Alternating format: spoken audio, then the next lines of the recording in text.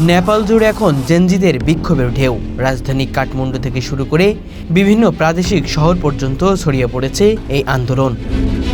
মূলত generation Z প্রজন্মের শিক্ষার্থী ও তরুণ চাকরি প্রার্থীরা সোশ্যাল মিডিয়ার মাধ্যমে একত্রিত হয়ে রাজপথে নেমেছে। তাদের অভিযোগ, দীর্ঘদিন ধরে শিক্ষা ব্যবস্থা, কর্মসংস্থান ও রাষ্ট্রীয় সুযোগ সুবিধায় তারা অবহেলিত।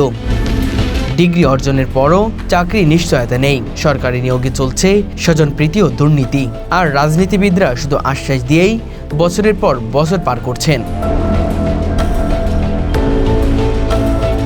বিক্ষোভকারীদের অনেকেই জানান, তারা শুধু চাকরি নয় বরং ন্যায্য অধিকার ও স্বচ্ছ রাজনৈতিক পরিবেশ চান। তরুণদের ভাষ্য, আমাদের ভবিষ্যৎকে অন্ধকারের দিকে ঠেলে দেওয়া হচ্ছে, আর চুপ করে বসে থাকার সময় শেষ।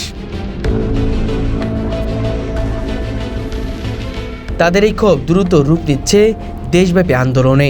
প্রতিদিন নেপালের বিভিন্ন শহরে হচ্ছে মিছিল, সমাবেশ ও অবস্থান কর্মসূচি। সরকারি কার্যক্রম ও পার্লামেন্ট ভবনের সামনে টানা বিক্ষোভ চলছে। আইন শৃঙ্খলা রক্ষাকারী বাহিনী আন্দোলন দমনে জল কামান ও লাঠিচার্জ ব্যবহার করছে। ইতিমধ্যে শতাধিক তরুণকে গ্রেপ্তার করা হয়েছে। তবুও আন্দোলন থামার কোনো লক্ষণ নেই, বরং সন্ধ্যা নামলেই মশাল মিছিলের মাধ্যমে আন্দোলনের নতুন রূপ দেখা যাচ্ছে। এই প্রজন্ম প্রযুক্তিতে দক্ষ, সংগঠিত, সাহসী। তারা সোশ্যাল মিডিয়ার মাধ্যমে দ্রুত বার্তা ছড়িয়ে দিতে পারছে, যা আন্দোলনকে আরও বিস্তীর্ণ করছে। বিশ্বজুড়ে যখন তরুণ প্রজন্ম রাজনৈতিক ও সামাজিক পরিবর্তনের জন্য সোচ্চার হচ্ছে, নেপালের জেনজিরা সেই ধারায় যোগ করেছে নতুন অধ্যায়। সরকার যদি তাদের দাবি প্রতি সাড়া না দেয়, তবে এই আন্দোলন আরও তীব্র হতে পারে এবং নেপালের রাজনৈতিক অঙ্গনে বড় ধরনের পরিবর্তন সূচনা ঘটতে পারে।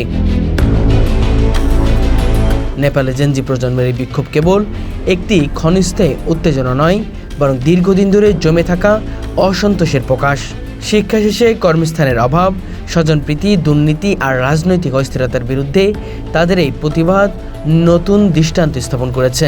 সরকারের জন্য এখন একটি বড় পরীক্ষা, তারা কি তরুণদের দাবি মেনে বাস্তব পরিবর্তনের পথে হাঁটবে, নাকি দমননীতির মাধ্যমে ক্ষোভকে আরও জ্বালিয়ে তুলবে। স্পষ্ট বোঝা যাচ্ছে, এই প্রজন্ম চুপ করে বসে থাকবে না। নেপালের ভবিষ্যৎ এখন অনেকাংশেই নির্ভর করছে জেনজিদের এই আন্দোলনের গতিপথ এবং সরকারের সঠিক সিদ্ধান্তের উপর।